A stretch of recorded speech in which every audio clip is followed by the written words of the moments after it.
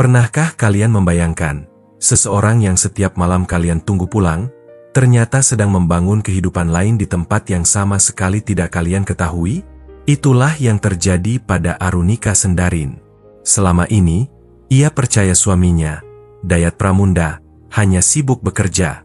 Tetapi malam itu, sebuah pesan singkat mengubah segalanya. Pesan itu hanya berisi satu kalimat. Kalau kamu ingin tahu kebenarannya, datanglah ke rumah hijau di ujung Gang Melur. Awalnya Arunika mengira itu hanya ulah orang iseng. Namun semakin ia membaca alamat itu, dadanya semakin sesak. Karena di sana, ada nama yang pernah ia dengar diam-diam, Virelia Naskara. Dan sejak malam itu, hidup Arunika tidak pernah sama lagi. Arunika bukan perempuan yang mudah curiga. Ia telah menikah dengan Dayat selama 7 tahun, melewati masa sulit, hutang, pindah kontrakan, hingga akhirnya mereka memiliki rumah sederhana. Bagi Arunika, pernikahan bukan sekadar janji di depan keluarga, melainkan tempat pulang yang harus dijaga dengan sabar. Karena itu, ketika Dayat mulai sering pulang larut malam, ia masih berusaha mengerti. Katanya, proyek kantor sedang menumpuk. Katanya, atasan sering meminta rapat mendadak. Katanya, semua ini demi masa depan mereka. Namun anehnya, setiap kali Arunika bertanya lebih jauh, Dayat selalu cepat marah. Dari situlah kegelisahan kecil mulai tumbuh. Pelan, diam-diam, seperti retakan halus di dinding rumah yang tampak baik-baik saja. Pada awalnya, perubahan Dayat hampir tidak terlihat. Ia masih sarapan bersama, masih mencium kening Arunika sebelum pergi, masih menanyakan kabar ibu mertuanya. Tetapi perlahan, kebiasaan kecil itu menghilang satu persatu. Ponselnya selalu dibalik saat diletakkan di meja. Notifikasi dimatikan. Ia sering menerima telepon di teras, dengan suara yang dibuat rendah. Kalau Arunika mendekat, percakapan itu segera diakhiri. Urusan kantor, begitu jawabnya, singkat. Arunika ingin percaya, tetapi hati seorang istri kadang membaca sesuatu yang tidak tertulis. Ia belum punya bukti, namun perasaannya terus berbisik bahwa ada pintu rahasia dalam hidup Dayat yang sengaja dikunci rapat-rapat darinya. Suatu sore, Arunika menemukan struk belanja di saku jaket Dayat. Bukan barang mahal, hanya beberapa kebutuhan rumah tangga, sabun bayi, minyak telon, beras kecil, dan teh melati. Tetapi yang membuat tangannya gemetar bukan daftar belanja itu, melainkan alamat toko di dekat Gang Melur. Rumah mereka jauh dari sana. Dayat tidak punya keluarga di wilayah itu.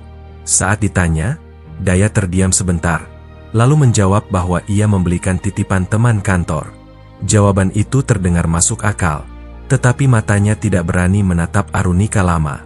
Malam itu, Arunika menyimpan struk itu di laci meja rias. Bukan untuk menyerang Dayat, melainkan untuk mengingat bahwa hatinya pernah diberi tanda. Hari-hari berikutnya berjalan semakin berat. Dayat semakin jarang makan malam di rumah. Setiap pulang, wajahnya lelah, tetapi bukan lelah seorang suami yang bekerja keras. Ada jarak di matanya, seolah sebagian dirinya tertinggal di tempat lain. Arunika mencoba bertahan dengan cara yang paling tenang. Ia menyiapkan teh, menanyakan kabar, bahkan menahan air mata ketika Dayat menjawab seadanya. Namun semakin ia bersabar, semakin Dayat terasa jauh. Sampai suatu malam, ketika Dayat tertidur, ponselnya menyala sebentar. Di layar muncul nama tanpa foto, VN, pesannya singkat. Besok jangan lupa pulang lebih awal. Aku takut sendirian di rumah. Arunika terpaku, dan dadanya seperti runtuh perlahan. Arunika tidak langsung membangunkan Dayat. Ia hanya duduk di sisi tempat tidur, memandangi lelaki yang selama ini ia panggil rumah. Ingin rasanya ia mengguncang bahu Dayat dan meminta penjelasan saat itu juga. Tetapi ada bagian dari dirinya yang menahan. Ia tahu, tanpa bukti yang cukup, Dayat akan mengelak. Besok paginya, Arunika bersikap seperti biasa. Ia menyiapkan sarapan, tersenyum tipis, dan mengantar Dayat sampai pintu. Namun setelah motor Dayat menghilang di tikungan, Arunika masuk ke kamar, mengambil struk belanja, lalu menulis alamat Gang Melur di secari kertas. Untuk pertama kalinya, ia memutuskan berhenti menunggu jawaban. Kali ini, ia akan mencari sendiri kebenarannya. Sore itu, Arunika tidak pergi sendirian. Ia menghubungi sahabat lamanya, Binar Laksmi, perempuan yang mengenalnya sejak masih kuliah. Binar terkejut mendengar cerita Arunika, tetapi ia tidak langsung menghakimi. "Kita cari tahu pelan-pelan," katanya. "Jangan sampai kamu terluka 2 kali. Pertama karena dikhianati, kedua karena terburu-buru." Mereka berdua berangkat menjelang maghrib, menyusuri jalan kecil menuju Gang Melur. Udara terasa pengap, langit mulai gelap, dan suara kendaraan perlahan tertinggal di belakang. Ketika mereka menemukan rumah hijau di ujung gang itu, Arunika mendadak berhenti. Di depan pagar, terparkir motor Dayat. Bukan mirip, bukan kebetulan. Itu benar-benar motor suaminya. Arunika merasa lututnya melemah. Selama beberapa detik, ia hanya berdiri memandangi motor itu, berharap matanya salah lihat. Namun gantungan kunci kecil berbentuk bulan yang pernah ia belikan untuk Dayat tergantung jelas di sana. Binar menggenggam tangannya, mencoba memberi kekuatan tanpa banyak bicara. Dari dalam rumah, terdengar suara perempuan tertawa pelan. Lalu suara laki-laki menyahut. Suara itu membuat Arunika menutup matanya. Ia mengenal nada itu. Ia mengenal jeda napasnya. Itu suara Dayat. Suara yang dulu menenangkannya saat sakit. Suara yang dulu berjanji tidak akan membiarkannya menangis sendirian. Tetapi malam itu, suara yang sama justru menjadi alasan hatinya pecah. Binar meminta Arunika berpikir sekali lagi sebelum mengetuk pintu. Tetapi Arunika sudah terlalu lama hidup dalam pertanyaan. Ia tidak ingin membuat keributan, tidak ingin mempermalukan siapapun. Ia hanya ingin melihat dengan mata sendiri, lalu mendengar kebenaran dari mulut Dayat. Dengan napas tertahan, Arunika mengetuk pintu rumah hijau itu. Sekali, 2 kali. Tidak ada jawaban.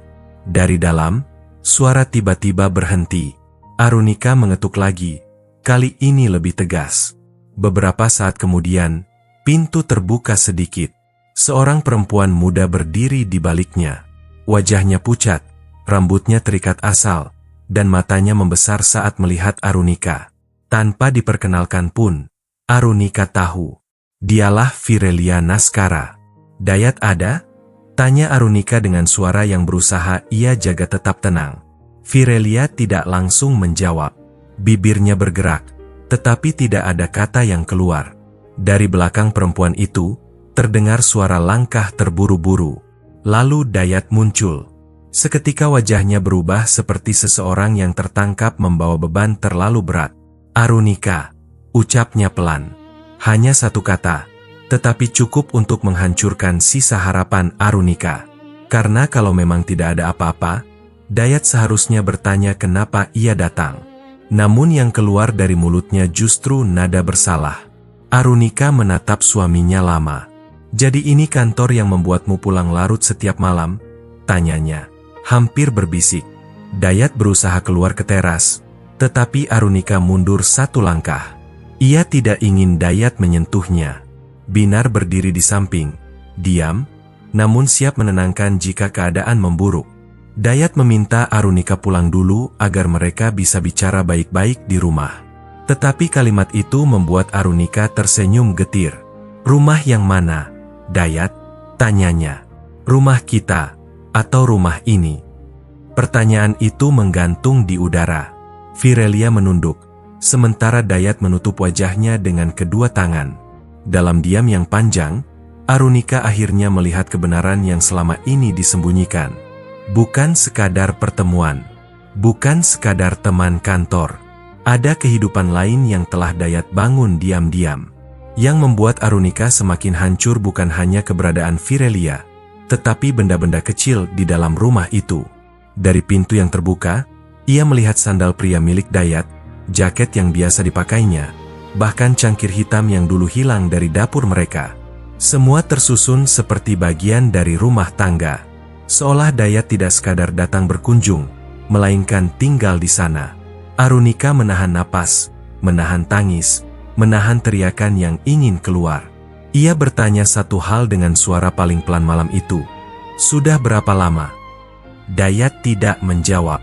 Virelia justru menangis. Dan dari tangis perempuan itu, Arunika tahu, jawabannya pasti lebih lama dari yang sanggup ia bayangkan. Akhirnya Dayat mengaku. Semua bermula setahun lalu, ketika ia sering lembur bersama Virelia. Awalnya hanya curhat, lalu merasa dimengerti, lalu terbiasa bertemu. Dayat berkata ia tidak bermaksud menyakiti Arunika.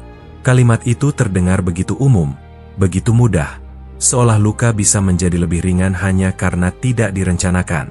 Arunika mendengarkan tanpa memotong.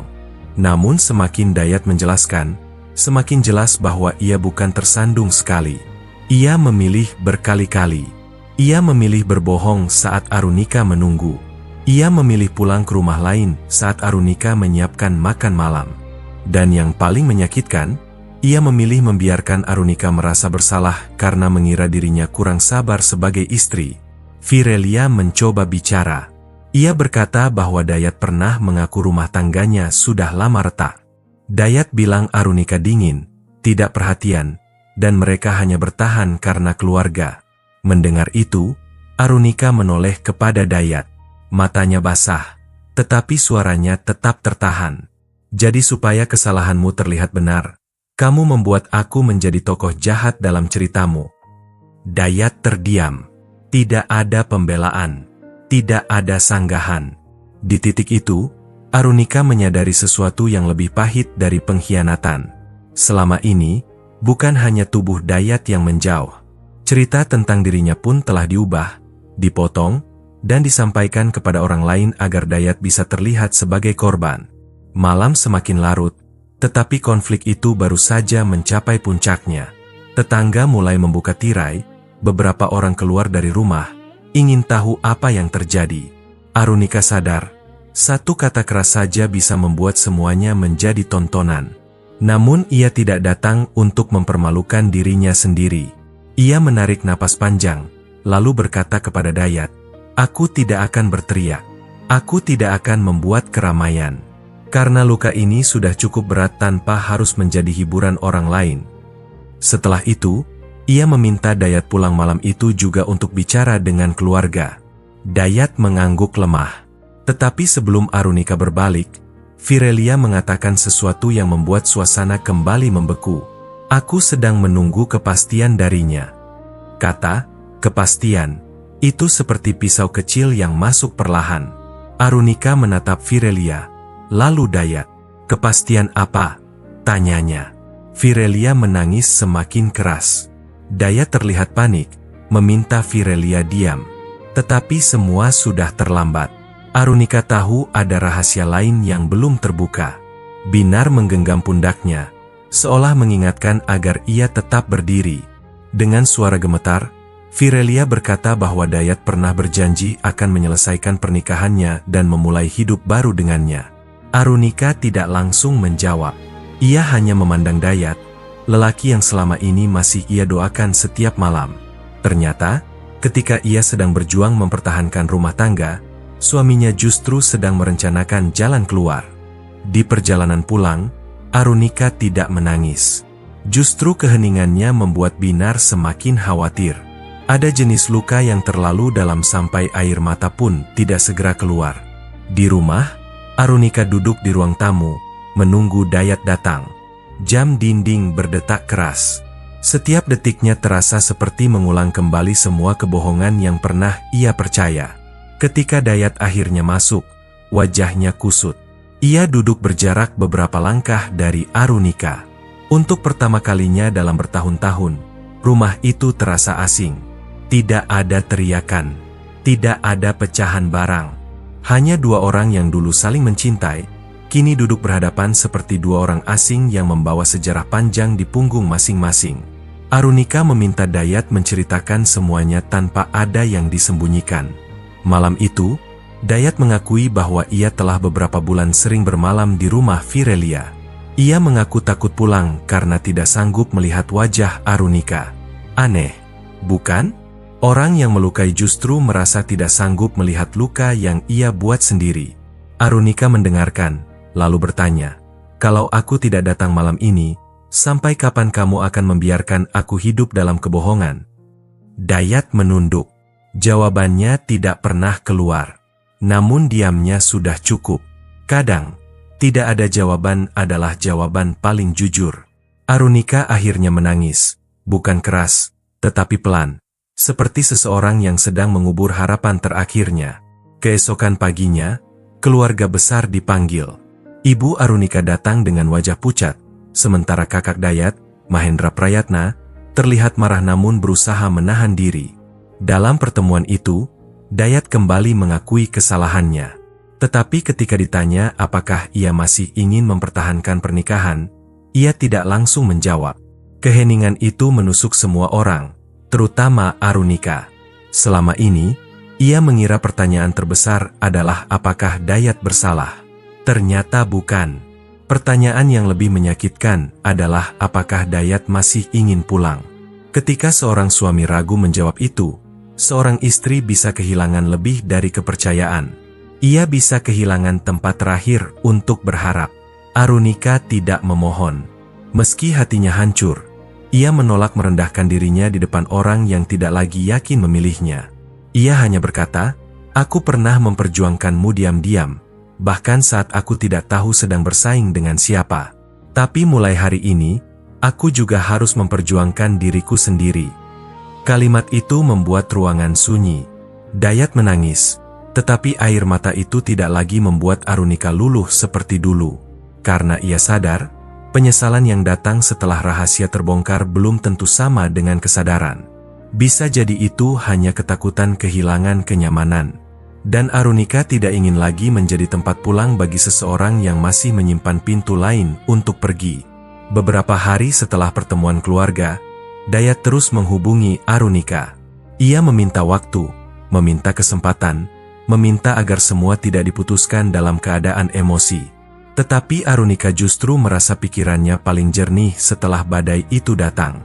Ia tidak langsung mengambil keputusan besar. Ia memilih tinggal sementara di rumah ibunya, menenangkan diri, bekerja seperti biasa, dan berbicara dengan pihak yang bisa memberi nasihat bijak. Ia juga meminta Dayat tidak menemui Virelia selama proses itu, jika benar ingin memperbaiki keadaan. Dayat menyanggupi. Namun janji dari orang yang pernah mematahkan janji tidak bisa lagi diterima begitu saja. Kali ini, Arunika tidak hanya mendengar kata-kata. Ia melihat tindakan. Awalnya Dayat tampak berubah. Ia datang menemui keluarga Arunika, meminta maaf, bahkan mengirim pesan panjang tentang penyesalan. Tetapi suatu malam, Binar menghubungi Arunika dengan suara ragu. Ia berkata melihat motor Dayat berada tidak jauh dari Gang Melur. Arunika terdiam lama. Ia tidak marah seperti sebelumnya. Ia hanya merasa sangat lelah. Ada luka yang ketika terulang, tidak lagi membuat kita hancur, melainkan membuat kita sadar. Keesokan harinya, Arunika menemui Dayat di sebuah kafe kecil. Ia meletakkan ponselnya di meja, menunjukkan foto motor itu, lalu bertanya, "Aku tidak butuh cerita baru, Dayat. Aku hanya butuh satu hal. Kejujuran terakhir, kalau kamu masih punya." Dayat kembali terdiam. Lalu perlahan ia mengaku bahwa Virelia terus menangis dan memintanya datang. Ia berkata hanya ingin menenangkan. Namun bagi Arunika, alasan itu sudah tidak lagi penting. Karena setiap kali Dayat berkata, "hanya", selalu ada luka besar yang mengikuti setelahnya. Hanya teman, hanya curhat, hanya mampir, hanya menenangkan. Semua kata kecil itu ternyata mampu meruntuhkan sebuah rumah tangga. Arunika menatap Dayat dengan mata basah, lalu berkata, "Kamu tidak gagal karena bingung memilih. Kamu gagal karena terus membuat dua perempuan menunggu keputusan yang seharusnya sudah jelas sejak awal." Dayat menangis lagi. Tetapi kali ini, tangis itu tidak mengubah apapun. Arunika akhirnya pulang ke rumah mereka, bukan untuk kembali seperti dulu, melainkan untuk mengemasi sebagian barangnya. Setiap sudut rumah menyimpan kenangan. Meja makan tempat mereka pernah tertawa. Dapur tempat ia belajar membuat masakan kesukaan Dayat. Kamar yang dulu terasa hangat, kini seperti menyimpan gema kebohongan. Saat memasukkan baju ke koper, Arunika menemukan amplop lama berisi surat Dayat sebelum menikah. Di sana tertulis janji sederhana, Aku mungkin tidak sempurna, tapi aku ingin selalu jujur padamu. Arunika membaca kalimat itu berkali-kali. Lalu untuk pertama kalinya, ia menangis sejadi-jadinya. Bukan karena ingin Dayat kembali, tetapi karena merindukan lelaki yang pernah menulis janji itu. Beberapa minggu berlalu, Arunika mulai belajar hidup tanpa menunggu kabar Dayat. Ia kembali bekerja, kembali merawat dirinya, dan perlahan berani tersenyum meski belum sepenuhnya sembuh. Orang-orang bertanya apakah ia akan memaafkan. Arunika selalu menjawab, memaafkan itu proses, bukan pengumuman. Ia tidak ingin hidupnya dikendalikan kebencian, tetapi ia juga tidak ingin memaksa dirinya baik-baik saja. Sementara itu, Dayat mulai merasakan akibat dari pilihannya. Keluarganya kecewa, teman-temannya menjauh. Virelia pun mulai menuntut kepastian yang sama seperti sebelumnya.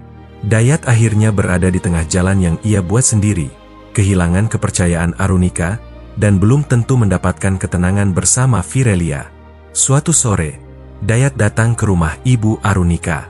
Wajahnya lebih kurus, matanya lelah. Ia membawa buku kecil berisi catatan pengeluaran, bukti percakapan, dan pengakuan tertulis. Katanya, ia ingin jujur sepenuhnya. Arunika menerima buku itu, tetapi tidak langsung membukanya. "Kenapa baru sekarang?" tanyanya. Dayat menjawab, "Karena aku baru sadar, kehilanganmu bukan hukuman terbesar. Hukuman terbesar adalah menyadari bahwa aku sendiri yang membuatmu pergi." Kalimat itu menyentuh hati Arunika, tetapi tidak membuatnya lupa. Sebab dalam luka yang panjang, kata-kata indah sering datang terlambat. Dan ketika hati sudah terlalu sering ditarik ulur, bahkan penyesalan terdengar seperti gema dari ruangan kosong. Arunika berkata kepada Dayat bahwa ia tidak ingin membalas luka dengan luka. Ia hanya ingin hidup dengan tenang. Ia meminta Dayat menyelesaikan semua tanggung jawab dengan dewasa, tanpa drama, tanpa menyalahkan siapapun.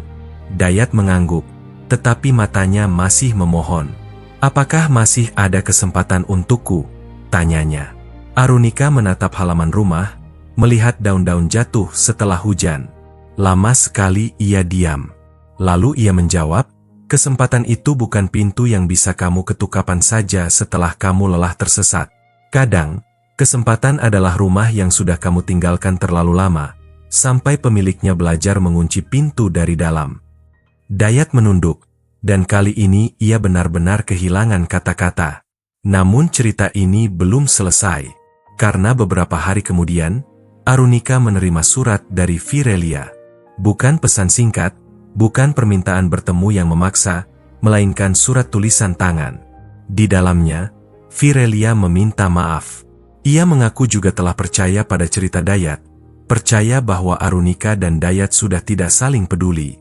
Tetapi di akhir surat itu, ada satu kalimat yang membuat Arunika kembali terdiam. "Ada sesuatu yang belum Dayat ceritakan kepadamu, dan aku tidak ingin kamu mengetahuinya dari orang lain." Arunika membaca kalimat itu berulang kali. Tangannya dingin. Setelah semua yang terjadi, ternyata masih ada rahasia lain. Dan kali ini, rahasia itu terasa jauh lebih berat. Malam itu, Arunika duduk sendirian dengan surat Virelia di pangkuannya. Ia ingin mengabaikannya, ingin berkata pada dirinya sendiri bahwa ia sudah cukup terluka. Tetapi rasa penasaran dan ketakutan bercampur menjadi satu. Apalagi yang disembunyikan Dayat? Apakah tentang uang? Tentang janji lain? Atau tentang sesuatu yang bisa mengubah seluruh keputusan Arunika? Di luar, hujan turun pelan. Suara air menyentuh genting seperti mengetuk ingatan satu persatu. Arunika akhirnya mengambil ponsel dan mengirim pesan kepada Virelia. Bunyinya singkat. "Besok pagi, kita bertemu. Aku ingin mendengar semuanya."